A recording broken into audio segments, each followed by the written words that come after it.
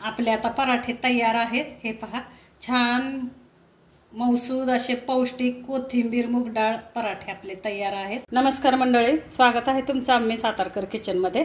आज आपण बनवत आहोत मूग डाळ कोथिंबीर पराठा। तर त्याच्यासाठी इथं आपण शिजवलेली मूग डाळ घेतलेली आहे, जास्ती पाणी घालून शिजवली नाही। आता मी इथं 4 माणसांसाठी पराठे करणार आहे, तर मला ही 1 वाटी आपण मूग डाळ घेतलेली आहे। ही पहा, ही वाटी भरून आपण मूग डाळ घेतली होती आणि ती मूग डाळ कमी पाण्यामध्ये शिजवून घेतली। पाणी टाकलं पण कमी टाकलं। आता आपण वरणाला शिजवायची असते तर पाणी भरपूर टाकलं असतं, पण हे कमी पाण्यामध्ये चांगले असे शिजवून घेतलेले आहे मी। आणि थंड पण झाले, कुकरला 3 शिट्या काढून घेतल्या आणि थंड करून घेतली। इथं तेवढेच वाटी भरून कोथिंबीर घेतलेली आहे। कोथिंबीर स्वच्छ धुवून पाणी त्यातलं काढून निथळून बारीक चिरून घेतली कोथिंबीर। हे पहा, अशा प्रकारे पाणी ठेवायचं नाहीये, कोथिंबीर सुकी घ्यायची, आपल्याला सुकी करून घ्यायची, अशी धुवून पाणी निथळून घ्यायचं आणि बारीक चिरून घ्यायची। आणि काड्या कोथिंबीरीच्या घ्यायच्या नाही, नुसते जर आपण वरचा पाला घेतला कोथिंबीरीचा तर मग तो पराठा आपल्याला फाटत नाहीत पराठे आणि छान होते पराठ्यामध्ये ते। आता इथं आपण जे मसाले घेतले ते दाखवते मी। इथं मिरची, जिरं आणि लसणाचा ठेचा केलाय, तो घेतलेला आहे। इथं आपण 1 छोटी वाटी बेसन पीठ घेतले। इथं अर्धा चमचा आमचूर पावडर घेतली। इथं धणे जिरे पावडर घेतली 1 अर्धा चमचा। इथं गरम मसाला अर्धा चमचा घेतलाय आपण। इथं किचन किंग मसाला अर्धा चमचा घेतलाय आणि हे तीळ घेतलेले आहेत। इथं चवीनुसार मीठ घेतलंय आणि 1 छोटी वाटी तेल घेतलेलं आहे। आता आपल्याला कणिक घ्यायची आहे गव्हाची, तर मी इथं 4 माणसांसाठी 3 वाट्या कणिक घेणार आहे। जर तुम्ही तुमचा किती माणसांचा अंदाज आहे त्याच्याप्रमाणे तुम्ही कणिक पण घेऊ शकता आणि ही डाळ पण। आता इथं मी 4 माणसांसाठी एक मोठी, तुम्हाला जी वाटी दाखवली ती वाटी मी मुगाची डाळ शिजवून घेतलेली आहे। आता तुम्ही जर 2 माणसांसाठी 3 जसं तुमचे करायचं आहे, तुम्हाला पराठे करायचे आहेत जितक्या माणसांसाठी तेवढी क्वांटिटी तुम्ही वरती वाढवू शकता। तर इथं आता आपण 3 वाट्या, ज्या वाटीने मूग डाळ घेतली त्याच वाटी 3 वाटी आपण गव्हाचं पीठ घेतलेलं आहे। आता ह्याच्यामध्ये आपण मी आता पराठ्यासाठी पीठ मळते, दाखवते तुम्हाला। आता आपण मूग डाळ टाकूया।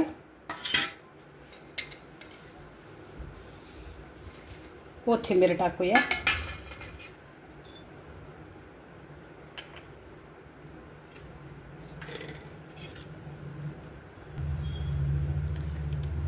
आता हा जो आपण लसूण मिरचीचा ठेचा केलेला आहे तो टाकतोय। त्याच्यानंतर आपण बेसन पीठ टाकूया।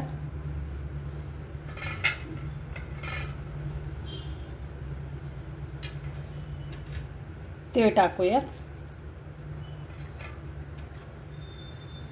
आमचूर पावडर आहे। आमचूर पावडर जर नसेल तर आपण चाट मसाला सुद्धा टाकू शकतो। हा पहा,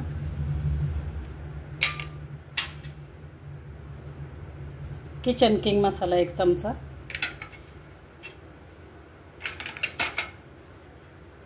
धणे आणि जिरे पावडर मिक्स आहे 1 चमचा।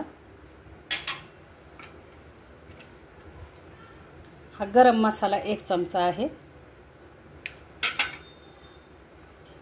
इथं आपल्या चवीनुसार मीठ घालायचं। जर चाट मसाला नसेल, आमचूर पावडर नसेल तर आपण अर्ध्या लिंबाचा रस पिळू शकतो। त्याच्यानंतर हे जे तेल आपण घेतलं होतं ते तेल टाकूया। आता आपण हे सगळं पीठ मळून घेणार आहे आणि ह्याचे पण आता एक काम करायचं आपल्याला। आपण डाळ शिजवून घेतलेली आहे मंडळी, जर आपल्याला गरज लागली तरच आपण पाणी घ्यायचे पराठ्याची कणिक मळायला। जर गरज नाही लागली, तेवढ्या डाळीमध्ये आपली जर कणिक मळली गेली तर मग आपल्याला पाण्याचा वापर इथं करायचा नाहीये। तर आता आपण कणिक मळून घेऊया। आता हे सगळं आपल्याला ह्या कणकेमध्ये मिक्स करून घ्यायचंय। मी पुन्हा एकदा सांगते मंडळी, हे 4 माणसांसाठी मी पराठे करते। तर आता तुम्ही किती माणसांसाठी करणार आहे त्याच्याप्रमाणे तुम्ही अंदाजे तुम्ही घेऊ शकता। तर हे आपले जे पराठे आहेत हे 4 माणसांसाठी आहेत। तर हे बघा, आता आपण कणिक मळतोय। आता आपल्याला पाणी लागणार आहे। आपलं जे डाळ आहे मुगाची डाळ ती पण आपण मिक्स केलेली आहे। तेवढ्या डाळीमध्ये ही कणिक भिजत नाही, तर आपण थोडंसं आता पाणी घेऊया। थोडं थोडं पाणी टाकून आता कणिक मळून घेऊया आपण.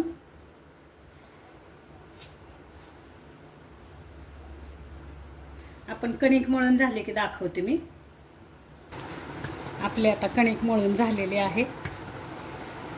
छानपैकी आपल्या कणिकेला कलर पण किती, मूग डाळीमध्ये आपण मूग डाळ शिजवताना हळद आणि हिंग घातलं होतं, त्याच्यामुळे कणकीला सुद्धा कलर पिवळसर छान आलेला आहे.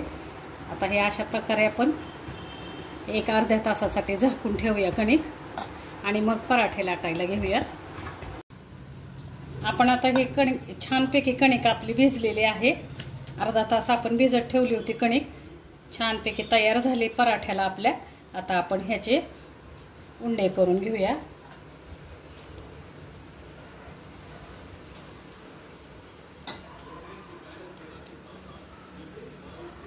असे आपण उंडे करून घेऊ म्हणजे आपल्याला पराठे पटपट लाटता येतात. आता आपण पराठे लाटायला घेतोय. छानपैकी कणिक मळली गेलेली आहे आपली, भिजली पण छान कणिक. पहा, जशी आपण चपाती लाटतो त्याप्रमाणेच आपल्याला पराठा लाटायचा आहे. आता इथं मध्ये तेल लावते मी आणि तेल लावून हे बघा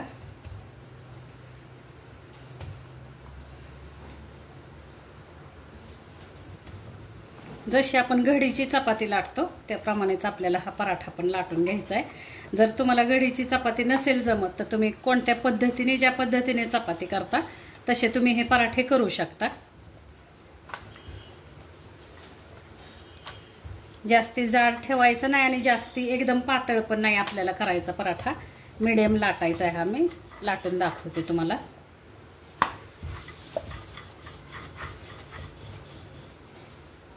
थोडेसे आपण पिठी लावूया वरून.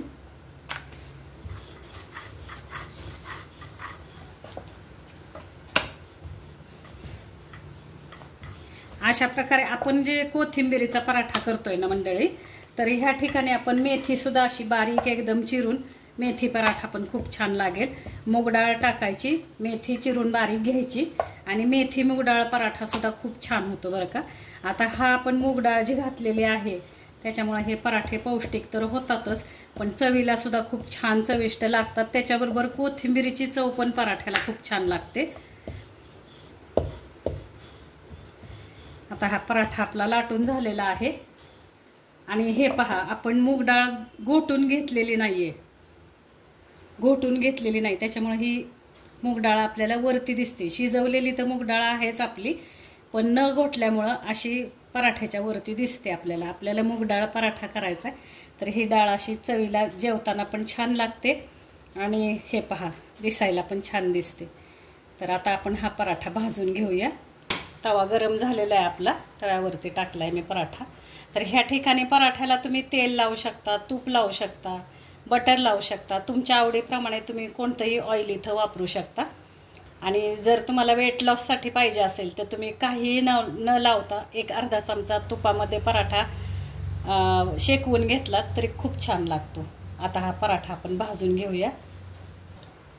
आता असे वरती फुगवटे आले पराठ्याच्या वरती की आपण असा पलटून घेऊया. हे बघा, थोडंसं आपण तेल सोडूया. तेल, तूप, बटर तुमच्या आवडीप्रमाणे काही तुम्ही वापरू शकता पराठ्याला. मी तेल वापरते. थोडंसं आपण तेल जास्ती लावायचं कारण मूग डाळ आहे म्हटल्यानंतर थोडा हा पराठा खुसखुशीत होणार आहे आपला. हे बघा, खरपूस असा पराठा आपल्याला शेकवून घ्यायचा आहे.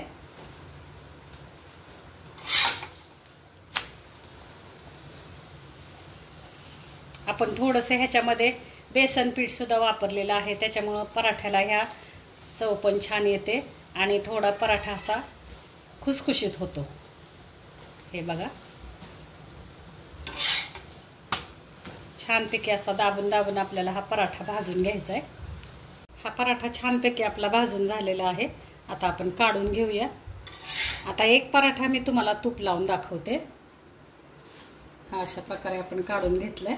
आता लावून एक पराठा करूया. आता आपण इथं तूप लावतोय ह्या पराठ्याला. तूप लावून हा पराठा लाटूया आपण. आतून बाहेरून दोन्ही साईडने आपल्याला तूप लावायचे. मुगाची डाळ आपण घातलेली आहे, तर तूप लावून सुद्धा हा पराठा खूप छान लागणार आहे।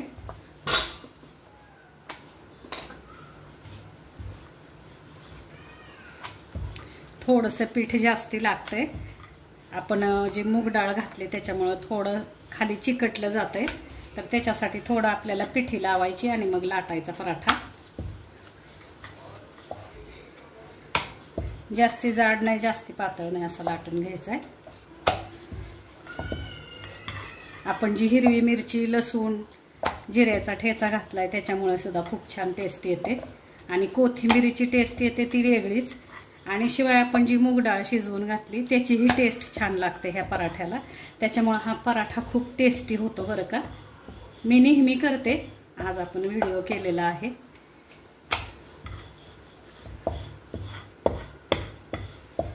हे बघा छानपैकी मूग डाळ सुद्धा आपली पराठ्यामध्ये दिसते कशी।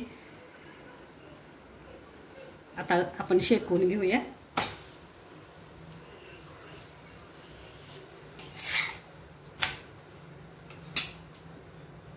आता हा पराठा आपल्याला तूप लावून भाजायचा आहे। थोडंसं आपण असं ब्रशने तूप लावून घेऊया।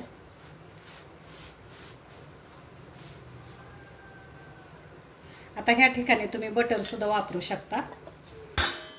आता आपण पलटी करूया।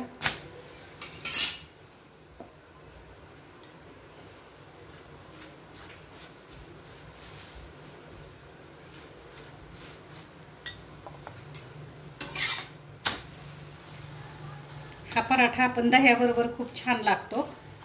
दही थोडंसं तिखट टाकायचं, त्याच्यामध्ये थोडंसं मीठ टाकायचं आणि दह्याबरोबर थोडीशी साखर टाकून हा पराठा आणि दही खायचं, छान लागतो बरं का।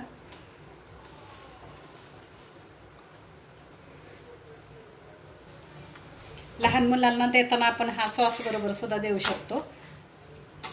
असा तर मुलांना टोमॅटो सॉस खूप आवडतो, तर टोमॅटो सॉस बरोबर पण ह्याची चव छान लागते। आता हा आपण काढून घेऊया। आता सगळे पराठे करते मी आणि मग दाखवते। आपले आता पराठे तयार आहेत। हे पहा छान मौसूद असे पौष्टिक कोथिंबीर मूग डाळ पराठे आपले तयार आहेत। हे पहा मी दाखवते किती एकदम मौसूद असा पराठा आपला, आणि त्याचप्रमाणे खुसखुशीत आणि खरपूस खमंग असे पराठे आपले तयार आहेत। तर हे अशा प्रकारे मंडळी करून बघा कोथिंबीर मूग डाळ पराठे, पौष्टिक मौसूद चवीला तेवढेच छान चवदार। करून बघा, खाऊन बघा। रेसिपी आवडल्यास लाईक करा, शेअर करा, सबस्क्राईब करा। धन्यवाद मंडळी।